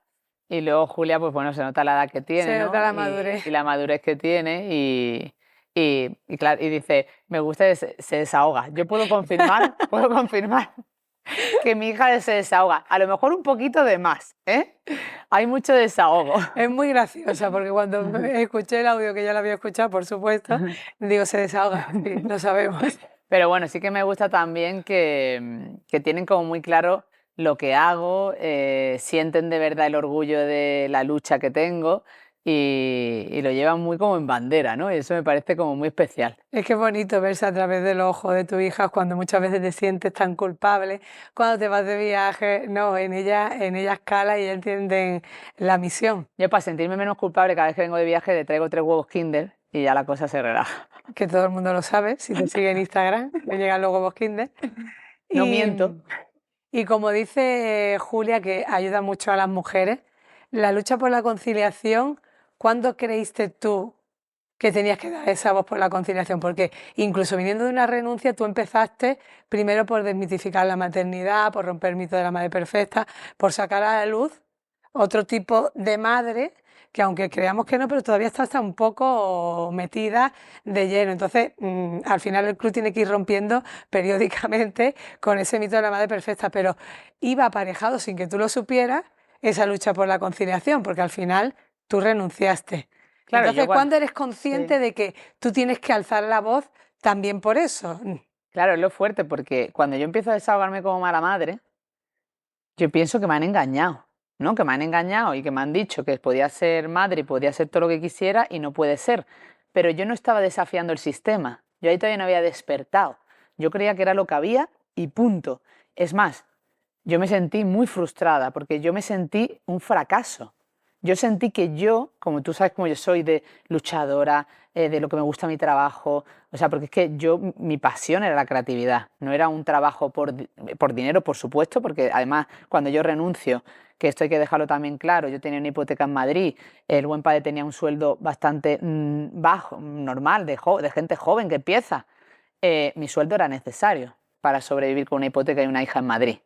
Pero yo renuncio porque si yo no renunciaba, yo iba a perder la salud mental. Entonces fue una decisión ya también de salud. Pero yo en ese momento yo pensaba que era un fracaso. Yo estaba muy frustrada de decir, yo no he sido capaz. O sea, yo no he sido capaz de ser llegar. la superwoman. De ser la superwoman. Soy yo y pensaba que el fallo estaba en mí, que era mi culpa. Entonces yo ahí estaba muy centrada en desmitificar la maternidad y en rebelarme y crear un nuevo modelo social de madre que se reflejara todo lo que llevábamos encima y que estábamos arrastrando el modelo de madre abnegada, sacrificada, que tenía que poner a su hijo en el centro y que tenía que llegar a todo, además de ser una trabajadora impecable y de poder generar un sueldo. Entonces era esa sensación de engaño, pero en ningún momento entraba la palabra conciliación porque yo no pensaba que el sistema estaba mal, yo pensaba que la que estaba fallando era yo. ¿Y cuando despertaste Entonces, claro, que el sistema por eso fallaba? siempre digo que las mujeres, madres, muchas están sin despertar todavía. Porque muchas madres, las que nos encontramos, tanto en las charlas como en cualquier conversación, piensan que están renunciando, reduciendo su salario, cogiendo una excedencia, parando su carrera, diciendo que es un ascenso, piensan que es una decisión libre. Que es una que lo han elegido. Piensan que es una decisión libre y elegida. Pero que eso todavía está presente. Claro, hay un mito de la libre elección. No estamos eligiendo, el sistema está eligiendo por nosotras y encima nos estás haciendo sentir culpable y nos está poniendo unas barreras y unos obstáculos para que lleguemos hasta donde el sistema quiere que lleguemos. Entonces yo empiezo, como tú dices, estábamos enfocadas en desmitificar la maternidad, todos los tips, que creo que ese era necesario y era el camino, todo llega porque tenía un sentido. Y entonces yo, tú escribías en el blog, yo escribía, pues yo empecé también a escribir reflexiones sobre mi renuncia y sobre haber dejado el trabajo y empezar a ser autónoma y todo lo que suponía ahora, pues ser autónoma con hijas, tal, no sé qué. Y empecé a hablar de la renuncia y de cómo me sentía. Y en ese hablarlo y desahogarme con las malas madres e ir conectando con otras que también lo estaban viviendo como yo, desperté y me di cuenta de que estaba renunciando, de que yo había renunciado. Y entonces, aparte, hay una anécdota, ¿no?, de justo yo antes de renunciar, que cuento en el libro, justo antes yo de renunciar y de sentarme delante de la que en ese momento era la responsable de la agencia, a decirle que me iba, yo bajo a la calle llorando porque creía que no iba a ser capaz de enfrentarme a ese momento y llamo a mamá y mamá me dice, por favor no llores porque tú estás eligiendo irte. En ese momento a mí me vino muy bien que mamá me dijera eso, porque si mamá no me dice eso a lo mejor no hubiera sido capaz. Pero luego eso durante el tiempo se quedó ahí y dije, no, yo no estaba eligiendo, yo estaba renunciando. Pero ahí era importante tener ese empoderamiento para poder hacerlo. Y esa sensación de elegir la tenemos, pues imagínate, la tenían todas las mujeres de la generación pasada y todas las mujeres de nuestra generación. Entonces yo empiezo a hablar de renuncia y ahí explota. Tú recuerdas las primeras publicaciones que yo hacía contando mi historia de renuncia, un montón de comentarios, muchísimas respuestas. Y entonces llega la otra persona importante de esta lucha social, que es Maite, nuestra compañera Maite Goscozábal, que nos escribe un mail en diciembre de 2014 para decirnos, es brutal lo que ocurre cuando habláis de conciliación, podríamos hacer algo, hay que darle voz a esta lucha social. Porque hasta ese momento nadie hablaba de conciliación desde la perspectiva que lo hacíamos nosotros y hablando de que el gran techo de cristal de la mujer era la maternidad. Entonces empezamos a darle forma y en 2015 sale la primera encuesta, en 2015 inscribimos la asociación con nuestro estatuto y nuestro objetivo y celebramos este año 10 años de lucha social. Entonces ahí lo importante, aquí es la importancia, y esto Cristina Fallara, que también habla dentro de otros temas, ¿no?, que es la violencia machista, la importancia del relato, la importancia de contar tu historia. Por eso tiene tanto poder lo que hacemos en Malas Madres, porque Mala Madre ha destapado todas las quejas, todo ese sentimiento invisible que está de puertas para adentro en las casas, que sigue estando, y que a muchas mujeres les cuesta decir y airear. Les cuesta verbalizar. Y les cuesta airear, porque cuando hay un problema en una casa, es un problema personal. Pero cuando hay un problema en todas las casas de la misma manera, y en todas las oficinas y en todas las empresas, es un problema social y sistémico. Entonces, te lo juro de verdad que esto es como una revelación a mi vida y a mi manera de ser, decir, es que ahora cobraba sentido todo. Y es cuando empieza la asociación Yo No Renuncio, empieza la lucha, y en ese despertar, no en ese momento, porque en ese despertar, aparte yo recuerdo a Maite y a Mico en los vídeos, siempre decimos, ay, el brillito que teníamos en los ojos, ¿no? Porque nos creíamos que íbamos a de verdad mucho más rápido cambiar el mundo. Lo estamos haciendo, pero más lento, porque las estructuras del sistema son muy fuertes y patriarcales. Pero en ese momento, a lo largo de estos años, de estos 10 años, ha dado sentido esta lucha y este esfuerzo a mi renuncia. Es como si de repente tú lo que has sufrido tenga un sentido y se convierta en tu misión y en tu historia de vida.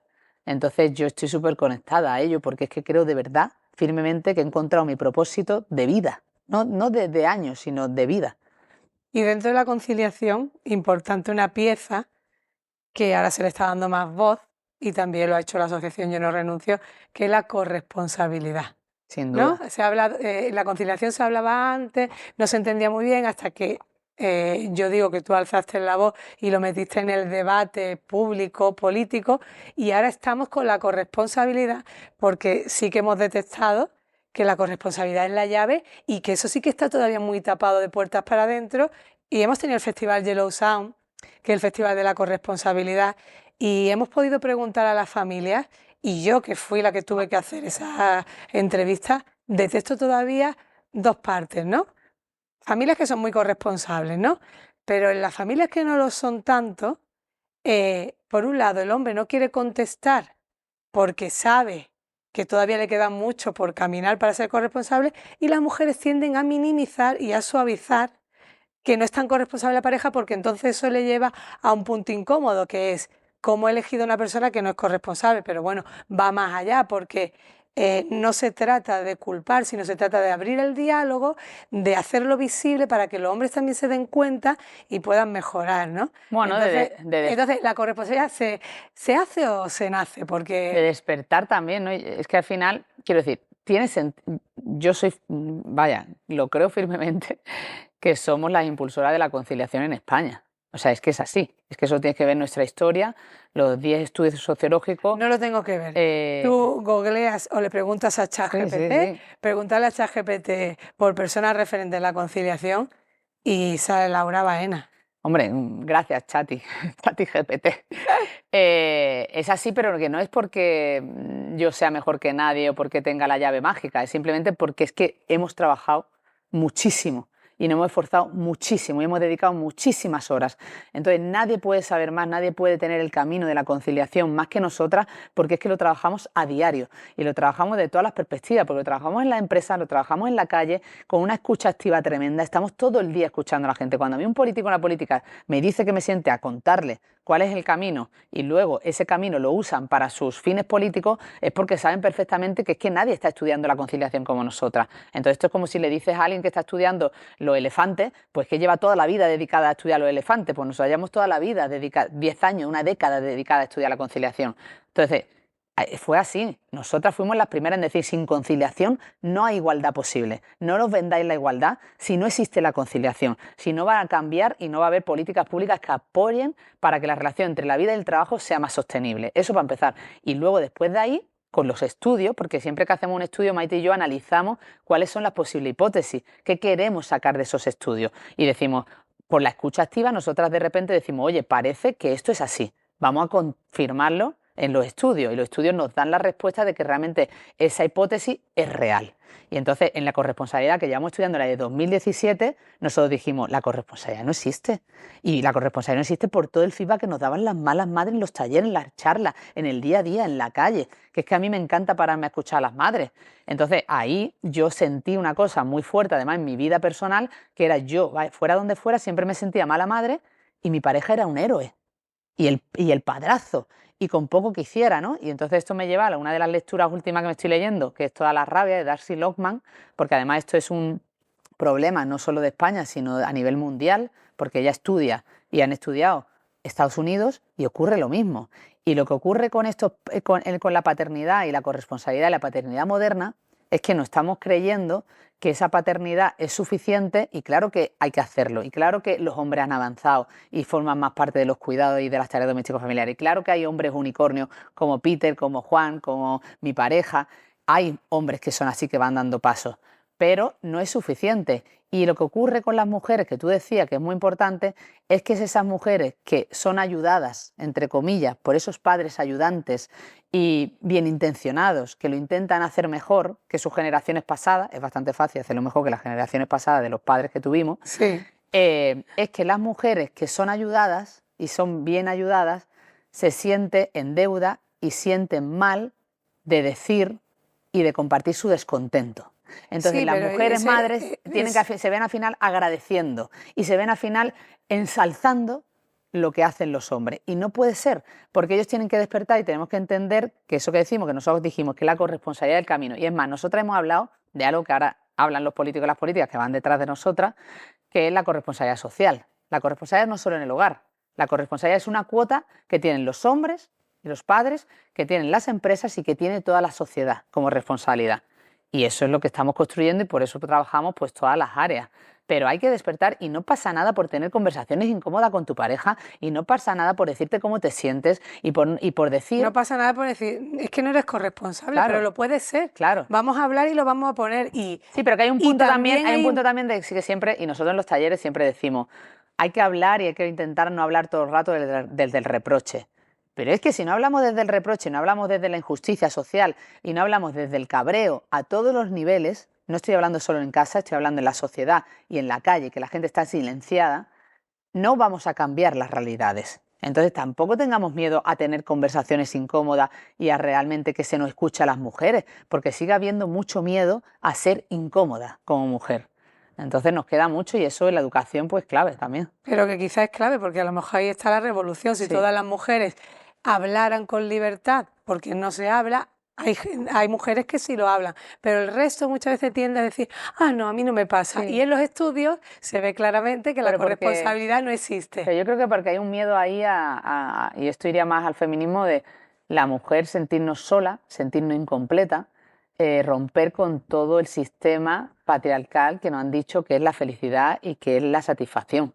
Entonces las mujeres tenemos miedo a estar solas, tenemos miedo a divorciarnos, tenemos miedo a romper una familia, tenemos miedo y muchas veces ese miedo nos lleva a vivir peor, porque a lo Sí, mejor con sí. conversaciones podemos conseguir que nuestra pareja hombre participe y seamos más felices todos como en familia, y que los hombres entiendan que invertir en corresponsabilidad no es solo para que sus parejas, si son mujer, sean más felices y estén mejor y estén más tranquilas y más calladas. No, también es bueno para ellos, para que disfruten de la familia y disfruten del derecho de cuidar, porque el derecho de cuidar tiene que ser de todas las personas. Y yo conozco a padres corresponsables y tengo uno a mi lado, y tú lo sabes, que él se llega a sentir culpable y él disfruta del cuidado de sus hijos. Y tu pareja igual, al final ellos disfrutan de estar con sus hijos y con sus hijas.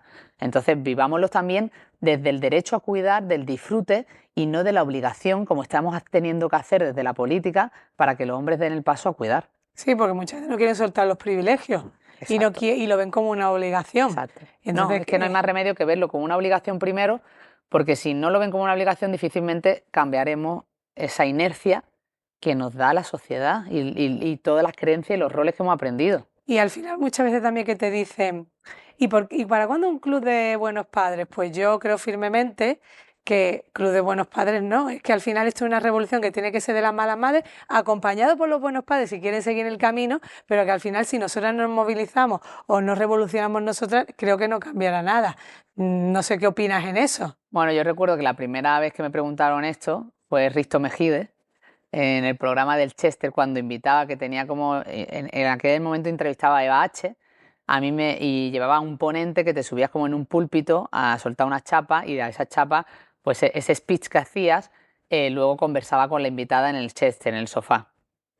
Y él me dijo, ¿para cuándo un club de malos padres? Y yo le dije, yo en ese momento le contesté, porque claro, no me la esperaba, y le contesté, para cuando vosotros realmente necesitéis luchar como nosotras por tener los mismos derechos. Es que no estamos en la misma posición. Y luego ya pues lo he ido modulando porque realmente evolucionamos y el proyecto evoluciona y cada vez hay más hombres comprometidos y hay malos padres que se sienten también parte del club y que además van orgullosos y son parte, ¿no? Y muchas de las malas madres que nos escuchan tienen a aliados y compañeros que le dicen, oye, que les regalan nuestras camisetas incluso, ¿no? Entonces, evidentemente, la sociedad no necesita ahora mismo un club de malos padres. La sociedad necesita que esos hombres sean corresponsables y sean padres que animen a sus malas madres a que mala madre es más. Y a que luchen por sus derechos, ¿no? A mí se me viene a la cabeza un documental que creo que te recomendé, que no sé si has visto, el de Ellas en la ciudad, me parece que se llama Ellas en la ciudad. Y es muy sí. bonito He visto porque cortes, no lo he visto son entero. barrios de la periferia de Sevilla que transformaron su urbanismo y consiguieron servicios gracias a la lucha de mujeres Sí. que eran amas de casa y que dijeron que no hay un centro de salud, que iban con los niños cuando no habían carritos a los centros de salud, a la otra parte de la ciudad, andando con los niños en brazos, y fueron ellas las que construyeron institutos, Sí, se movilizaban, lo he se visto. paraban. Entonces yo veo esa lucha que tenía generaciones anteriores, porque generaciones anteriores eran mujeres que vivían en un machismo total, ¿no? Algunas trabajaban fuera, nuestra madre no, y que había una cultura ahí del machismo y del patriarcado muy fuerte. Pero ellas cambiaron. Y entonces muchas veces pienso que nosotras que tenemos más avance y quizás a veces más recursos, no salimos a la calle. Entonces, ¿por qué no salen las mujeres a la calle? ¿Por qué las malas madres, las mujeres, no salen a reivindicar sus derechos y a intentar cambiar por lo menos lo que les rodea? Porque estamos atrapadas en un sistema de bienestar.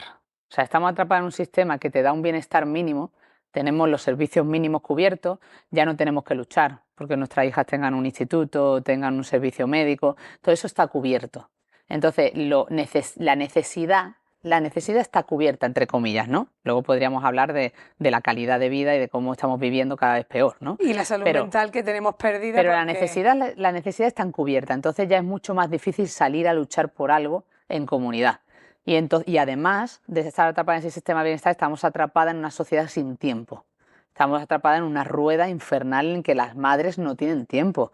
Nuestros datos lo dicen, tenemos menos de 54 minutos de tiempo libre al día. ¿Qué ocurre? Que al final las malas madres, y lo vemos nosotras en las cosas que hacemos, las malas madres al final prefieren el rato que tienen disfrutar, reírse, evadirse, no pensar, y lo vemos en el éxito que tiene un Yellow Sound o en el éxito que tiene una gira de malas madres, y lo vemos que luego nos cuesta mucho convocar y que ellas vengan a una concentración, de repente a un momento de lucha o de reivindicación. Entonces eso cuesta, ¿no? Y luego también cuesta mucho porque hay mucho miedo, y esto lo vemos mucho en la asociación Yo No Renuncio, a ser activista, ¿no? Es decir, tenemos como un estigma de lo que es ser activista, que parece que está muy unido también a la ideología, ¿no?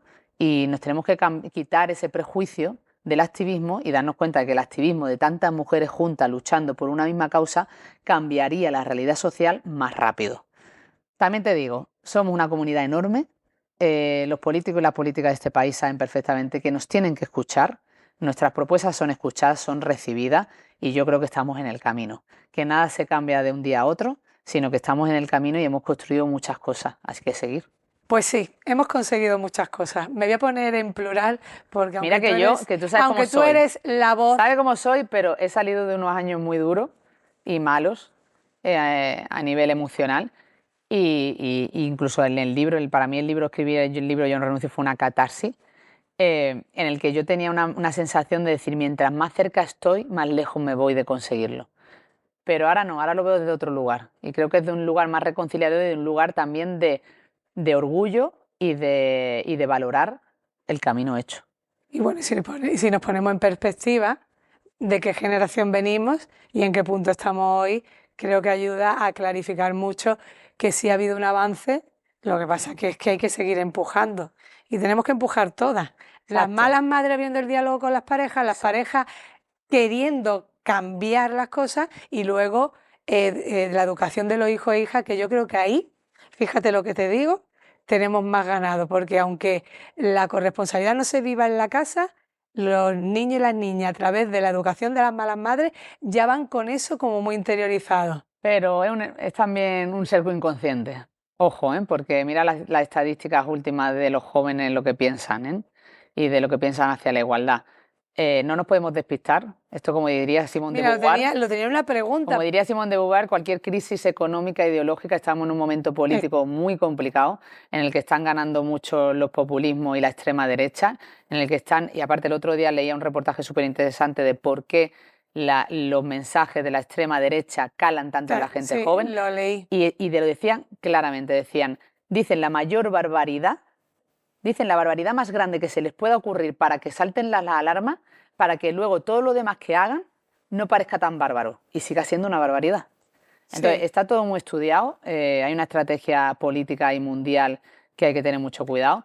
Entonces, bueno, el punto de reconciliación mía con lo que estamos haciendo también viene de despojarme yo de toda la responsabilidad. Y creo que durante mucho tiempo yo me he creído que ibas a cambiar el mundo sola. Que era la diosa del universo, y eso, pues la vida te da tus zascas y te dice, no, Laura, tú sola no puedes cambiar esto. Entonces yo ahora lo que hago es como dejarme acompañar por las malas madres, que sois el motor, que realmente, como tú dices, tienes que romper la conversación en todo, en tu casa, en el trabajo, y tenemos que ser todas juntas, porque esto no va de que una alce la bandera, esto si no vamos todas juntas cambiando en distintos lugares del mundo, la realidad no va a cambiar, porque además otra de las cosas que ocurren y que a mí me preocupa muchísimo es que nosotras hoy aquí estemos disfrutando de esta igualdad y de esta libertad de micro, y al otro lado, a unos kilómetros, estemos viviendo situaciones tan inhumanas como en Gaza y como la situación de tantísimas mujeres en el mundo. Entonces, el gran sueño de cualquier mujer, ¿no?, feminista sería que los logros y los derechos que se ocupan y los espacios que se ocupan en un lugar del mundo sean también ocupados en otros lugares. Así que nos queda mucho, pero sí que ser conscientes de que estamos haciendo mucho y estamos en el camino.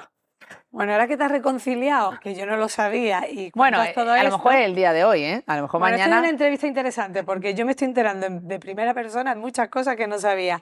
Ahora que te has reconciliado con ese camino, contigo, con soltar esa responsabilidad, yo te quería preguntar, ¿has soñado alguna vez con decir, pues yo ya, hasta aquí he llegado, voy a cerrar, voy a coger mi club de malas madres, lo voy a meter en una cajita y voy a hacer otras cosas?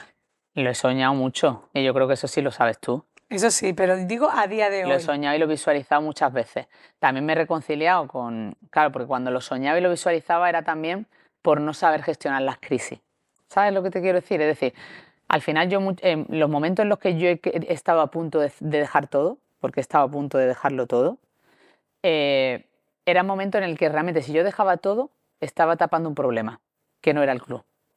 O sea, yo estaba poniendo al Club de Malas Madres como una responsabilidad de problema que realmente no era, sino que el problema estaba en mí y en cómo yo estaba gestionando emocionalmente las cosas que me estaban pasando, que estaba viviendo.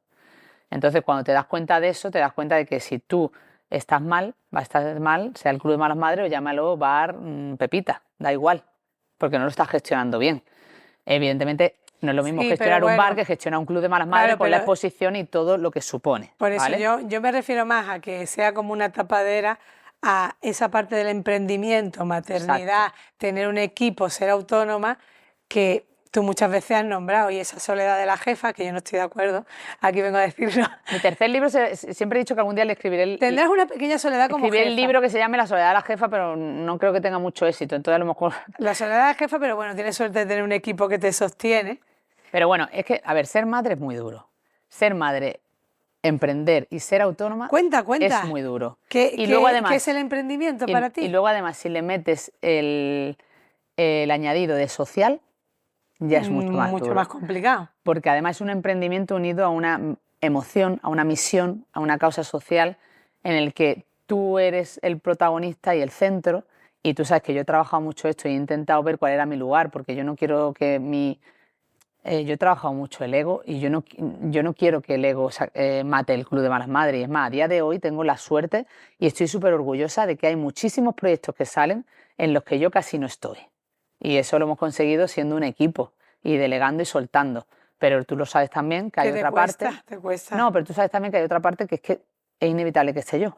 A ver, es que, Entonces, que lo hemos hablado muchas veces, al final el Club de Malas Madres eres tú y evidentemente en gran parte de las áreas que tocamos... Bueno, el Club de Malas Madres son las malas madres, pero yo soy la cara visible. Sí, pero me refiero a nivel líder, o quien lo lleva eres tú, entonces la gente quiere escucharte a ti, que muchas veces tenemos debates con esto y es que no, es que quieren saber lo que tú opinas de esto tú, o si hace una acción, quieren que estés tú, y eso forma parte quizás del peaje a veces más pesado porque te lleva a demasiada exposición. Bueno, pues ese es realmente el mayor conflicto y lo más difícil, el equilibrio.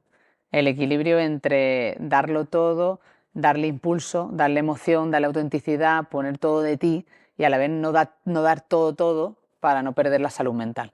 Y ese equilibrio es muy difícil cuando es un emprendimiento social, cuando quieres hacer las cosas de una manera, cuando tienes una manera de trabajar que evidentemente yo para mí siempre, y tú lo sabes, que intento siempre que hagamos lo mejor que sabemos hacer en cada uno de los proyectos, cuando nos tomamos muy en serio las cosas, porque realmente tenemos una responsabilidad social y eso ha hecho a veces que yo no haya sabido gestionarlo y hubiera visto la mejor salida, dejarlo todo.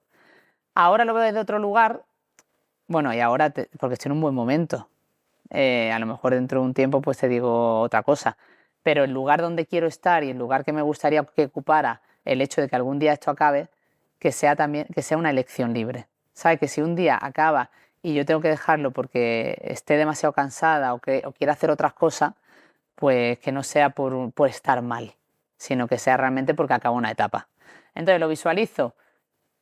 A lo mejor el día de mañana sí, pero sí que creo que es un proyecto, y siempre lo he dicho, que es un proyecto tan bonito, tan importante, tan transformador para tantas personas, que puede ir evolucionando para que pueda ser sostenible para mí como persona.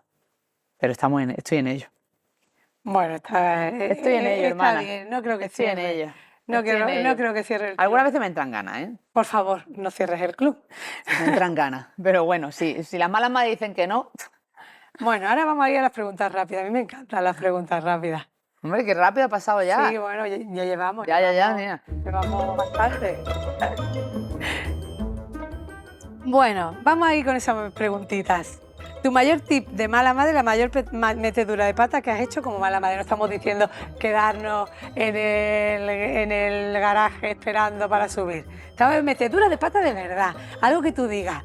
Madre mía, lo que acabo de hacer. Pero es que metedura de pata siempre. No, pero una metedura de pata tú ten en cuenta, considerable. Tú ten en cuenta que en mi caso los roles han cambiado y es más madre mi pareja que yo muchas veces. Entonces yo soy el despiste con patas, bueno, pero cuenta con uno memoria, de esos que se me olvida todo. De esos que te Claro, ríes. es que yo me veo que cuando de repente a lo mejor el buen padre ha tenido que viajar, me tiene que mandar WhatsApp para recordarme que tengo que recoger a las niñas y para recordarme las cosas que tengo que hacer. Y meteduras de patas que me pasa todos los días. Yo llego al instituto y le digo, vengo a recoger a Julia. ¿Qué clase está? A o B seguro, pero no sé cuál. O metedura de pata última que me pasó pues cuando Luchi entró en el cole, que había un nuevo grupo de WhatsApp. Aparte yo me fui como, voy a hacer de buena madre, voy a quedar súper bien. Hola, soy Laura, soy la madre de Lucía. Y era en el chat de Carla. O sea, esto me pasa a diario. Yo estoy todo el día metiendo la pata de olvidarme de recogerla y de hacer cosas de estas torpes todos los días. Bueno, un mantra que te repites todos los días para darte energía. Un mantra que me repito todos los días. Bueno, hay varios, pero el yo no renuncio para mí es un mantra. Y ojo, que no quiere decir que no haya renunciado, que yo precisamente he renunciado y renuncié para que ahora ninguna mujer madre tenga que renunciar por el simple hecho de ser madre. Pero para mí también luego hay mantras importantes en la vida y uno de ellos es de nuestro querido padre, que es disfrutar. Entonces para mí, más que no es un mantra, pero es una filosofía de vida y yo es una filosofía de vida además que he conectado, es decir, yo después de la pandemia lo pasé muy mal, yo creo que casi toqué la depresión y ahí lo pasé muy mal y me desconecté tanto, me entra ganas de llorar otra vez, me desconecté, me desconecté tanto del disfrute, me desconecté tantísimo de la ilusión y de vivir el día a día con las ganas que yo siempre tengo, que para mí el disfrutar es como un mantra porque digo, disfruta. Y siempre ahí me acuerdo de la niña que era, porque yo he sido muy disfrutona siempre. O sea, yo siempre he disfrutado mucho, he hecho muchos planes, me he reído mucho. Entonces, cuando me vi tan alejada de lo que yo era, dije, no puede ser. Entonces, disfrutar. Pero para disfrutar, me he dado cuenta a lo largo de estas crisis maravillosas que he vivido, que es fundamental parar y cuidarse. Y ese cuidarse, que para las malas madres ya es un proyecto que se llama La Hora de Cuidarse y que hemos trabajado con tanto cariño siempre, también nace para salvarme a mí misma. Entonces, una de las cosas que creo que el club me ha ayudado es que el club realmente a mí me ha salvado de muchas cosas. Y los proyectos que he ido haciendo y he ido liderando han sido para ayudarme a mí misma en muchas cosas. He ayudado a otras personas a la vez que me ayudaba a mí. Y cuidarse para disfrutar y no tener que renunciar. Bueno, pues me has pisado a hacer la siguiente pregunta rápida, que era el mejor consejo, que era el de disfrute, que nos da nuestro querido padre. Y Peter, otra llamadita por aquí. Me ha adelantado. Bueno, Laura, yo qué decirte, pues ya sabes que me encanta lo que haces, que sé que además a ti te hace feliz, que te implicas mucho con todo, que estoy muy orgullosa de todo lo que haces y que tú y tu hermana sois lo mejor que me ha pasado en la vida, que os quiero muchísimo. También decirte que creo que debes de saber, no sé, desconectar un poco y pararte y Ay, viene decir, a dar pues consejos. hoy voy a estar mirando a la luna sin pensar en nada. Que creo que eso todavía no lo has aprendido, siempre estás pensando en qué vas a hacer y no eres capaz de desconectar, que es muy importante. Que te cuides muchísimo y bueno, y que sigas para adelante, que tienes un proyecto precioso, una familia preciosa y que te quiero muchísimo. Y que ya sabes que todo lo que te haga falta y donde quiera que esté, allí estaré yo. Venga, te quiero mucho, un beso. Peter, el otro, el del consejo Hola, del Laura. disfrute. A que no adivinas quién soy. Soy tu papi. Mira, solamente era para decirte que nos sentimos muy orgullosos de todo el trabajo que estás realizando, que yo creo que si no fuera por la fuerza que tiene, no hay cuerpo que aguante el trabajo que lleva. Esto, todos estamos, vamos, yo loco contento, aunque consiga el tema que es la conciliación, que ya lo hemos hablado en muchas ocasiones, vamos, que tenía que ya estar en marcha y bueno, y va lento, pero por lo menos ese inicio que tú estás llevando a cabo, algún día se despertará y tendrán que dedicarle el tiempo que necesita a conciliación. Esto te lo comento casi siempre que nos ponemos a hablar, siempre te digo que bueno, que lo más difícil ya está eso. Ahora viene de pesado, Laura. El trabajo que tú estás haciendo que te lleva tantísimas horas, eso no puede caer en saco roto. Eso tiene que haber ministros que excuse y que diga, oye, esto es lo que teníamos que prestarle la atención ahora. Se ha prestado mucha atención, bastante buena, pero ahora falta la conciliación. Bueno, estamos aquí pendientes Mi madre al apuntando. éxito de tu trabajo. Y clon. Y clon. Así ha acabado. Así ha acabado, porque yo le he metido el corte. Así ha acabado, te Sí. quiero mucho, hija. Sí, si no se hace el podcast entero, papá. Bueno, No, pero bueno. fíjate que has dicho los dos, que te conocen mejor que nadie, varios de los temas que tú has tocado. Sí. Bueno, yo creo que eso, ¿no? Que Las preguntas rápidas se han convertido en el segundo podcast. el segundo podcast. No, pero yo creo que viene bien ese equilibrio que hemos tenido. Lo que pasa que a mí, ese equilibrio que hemos tenido viene bien si eres una persona más calmada como tú.